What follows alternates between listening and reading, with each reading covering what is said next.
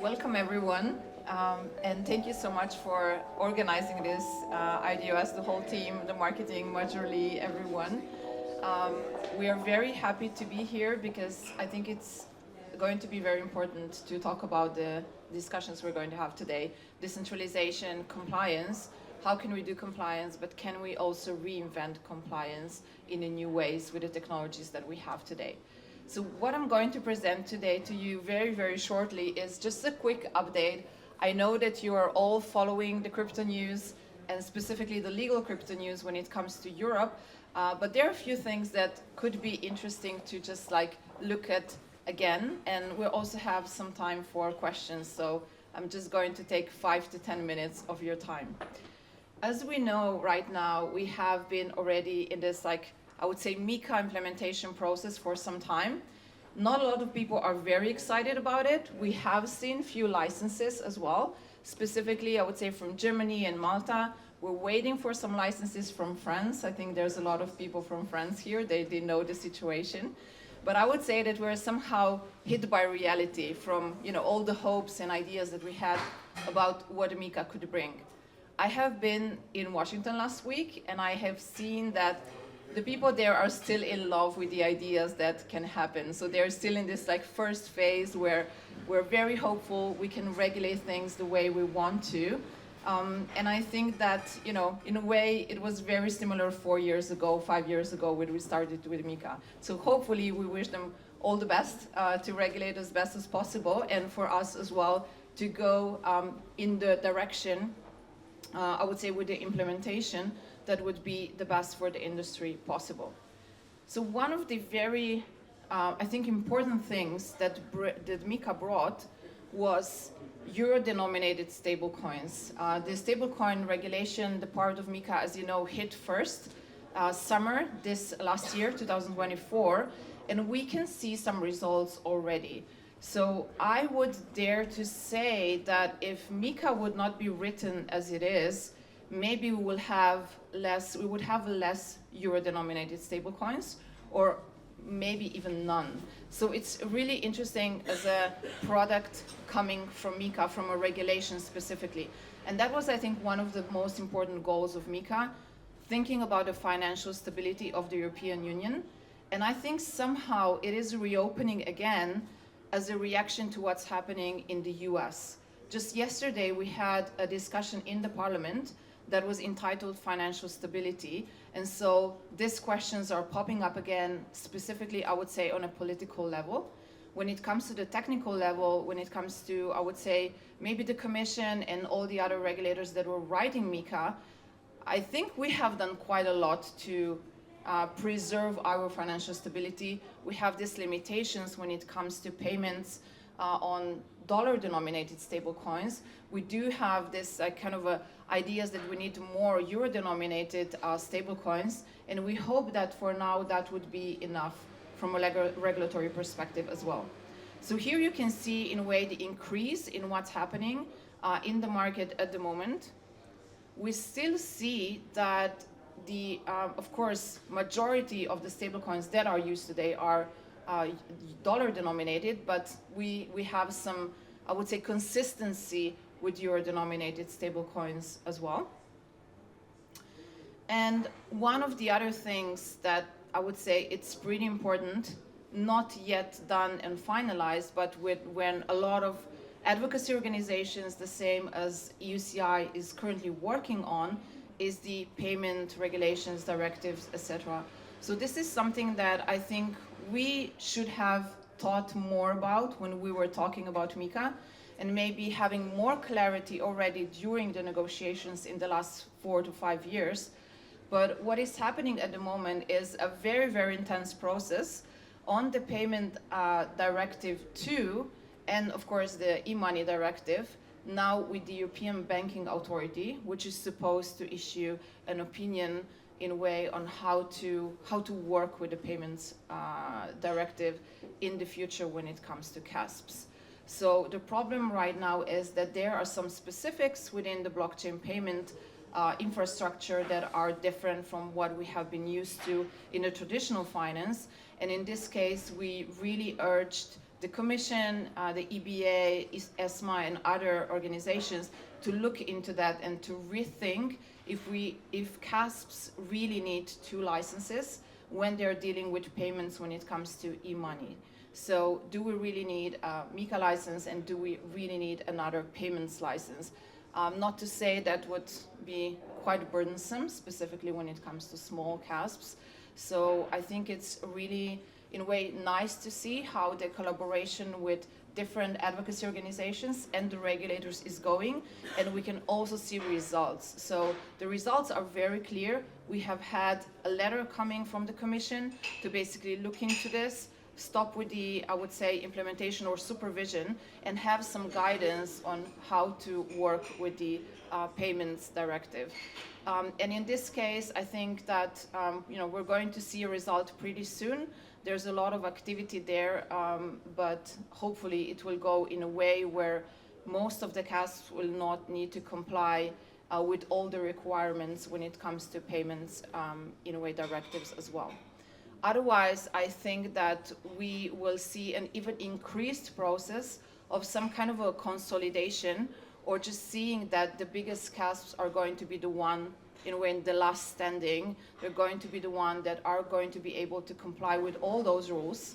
Not to forget, there is MiCA, but also DORA for CASPs, and there might be other things like FIDA that is currently negotiated. So it's a huge, huge burden, which in a way also means that the SMEs that are the backbone of Europe might be affected quite heavily when it comes to this new, in a way, digital financial world. So that's one very important issue. But just to add more complications to the situation, we are currently also in trialogues together with the Commission, the Parliament, and the Council, negotiating the 3rd version of the directive, of the payments directive, a new regulation, because the e-money directive is not going to exist anymore, but it's going to come together in this directive, the new directive and the regulation. So here there's like additional things that are currently happening. And of course, this one is going to come into effect only in, I think, around 2 years. So this is really where we're negotiating for the future. When it comes to payment directive 2, we're negotiating for the present. So here there are a few, in a way, I think, interesting updates. Those are very fresh. Those are, I think, from the last week or this week.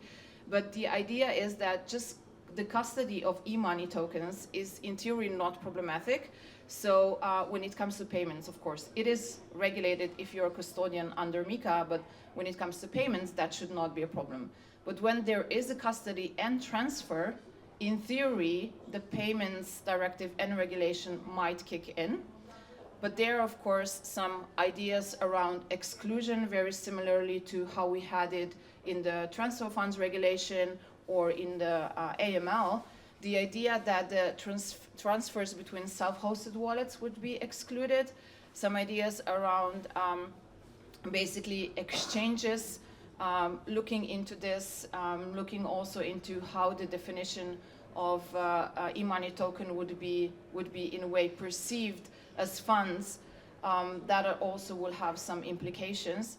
But I would say that just in general, if you need more details, I'm happy to share. It's really not the aim of this presentation to go so much into details, but more just to show where we are at the moment with all the, I would say, most recent updates. I know that you're all, again, following very much what's happening in your countries, especially if you're looking into specific licenses and if you're a lawyer working there. So there's going to be, I think, more updates coming soon. I don't know if we can expect some enforcements. This is something that we can discuss later on in the panels as well. But I think that if, in a way, things go as predicted, we will not have a MiCA 2, or this is something that I've heard a lot as a question as well during this event. The Commission at the moment, as far as we know, it's not interested in adding additional articles or even writing a MiCA 2, but they would like to stay in a way with the MiCA that we have today. What is interesting, if you're bored at night and you don't know what to read, you can look into this ESMA and EBA paper. It's really, really nice. They have researched a lot about DeFi, lending. There's also discussions around staking and MEV. And basically, they have responded to the Commission's question to research a little bit more those topics, just in order for the Commission to see if they would want to or need to add additional articles to MiCA, because the revision clause of MiCA is mandating them to basically write a report. The report was supposed to be issued, as you know, at the beginning of the year, but it has been delayed for 6 months. So we are expecting it at the end of the second quarter this year. And again, as I said, hopefully nothing will change. There are some very interesting points in this report. Those are some of the points that also EUCI took and discussed, but I would say that one of the most important is really to make sure that there's, in a way, that we take the spectrum into consideration when it comes to decentralization. It's really hard for us to look into decentralization as a black and white thing. Something is decentralized or is not decentralized. As we do know, this takes time. So I think we, in a way, would need to take this into consideration. Even in the US at the moment, they're thinking about some kind of a, I would say, period within which certain projects could become decentralized or could, in a way, still be, I think, active during some time before they would achieve a certain status that is needed to be achieved by law. So I think that's pretty important. And one very interesting thing as well that ESMA stated here and EBA was the DORA, so the ICT compliance when it comes to DeFi and interaction with institutionals. So I think we're talking so much about MiCA, but we're really forgetting DORA. And I think that in this case, because from my understanding, most of the DeFi projects, they really want to connect to institutionals and to traditional finance. We need to take this into consideration as well. So I'll basically end my presentation here with a suggestion. If you are, in a way, not very optimistic about, the MiCA implementation or the market at all, just, do the Ghibli style and everything looks nicer in it, even if it's really, really dark or red as it is. Thank you so much for the attention. Do you have any questions? Oh yeah, so basically crypto as a service providers are supposed to comply with both. It's very interesting right now, and I know that we have a lot of lawyers here in the audience, so they might know more about their specific jurisdictions. But I think what's pretty interesting is I was talking to a few crypto as a service providers, and they were really working into, being compliant with MiCA for months right now, even years.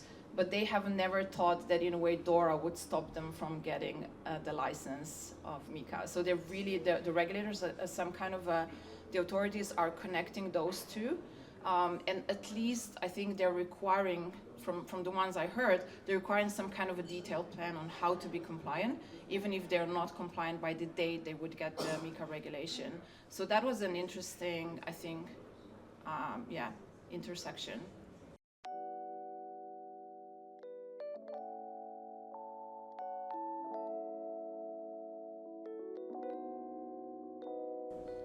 Yes, that's a great question. So actually, this is one of the most important projects at the moment when it comes to digital finance within the European Commission, the Savings and Investments Union. The European Union citizens are going to be somehow encouraged to invest their savings. And what we have done is EUCI also, in a way, wrote a position paper to say that crypto is here as well, that we should take this into consideration, specifically because I think a report from the European Central Bank last year has stated that crypto assets were one of the best performing assets, of course, last year, and that should be something that should be taken into consideration. Actually, the Commission has some really cool, they were basically opening for feedback on those issues, and I think a lot of different traditional financial players responded, but I think at the beginning they never mentioned crypto, when it comes to a savings union, and I think that they might take this into consideration. When it comes to the digital euro, it was somehow, at least I would say the intensity of promoting the digital euro was somehow a reaction also to what is happening in the US. And I think it could be a solution to, in a way, the perception that a lot of stable coins would just be some kind of a digital dollar being promoted all over the world, Europe as well. But I do think that we have put a lot of thought into designing MiCA to the point where we do have, again, the creation of the digital euro, and at the same time, when it comes to payments, there are limitations in place. So I think it's really much more of a political perception rather than a technical one, again, looking into the details of MiCA. So for now, I think it will stay as it is. But of course, the digital euro is going to be a very important strategy going forward. Thank you so much.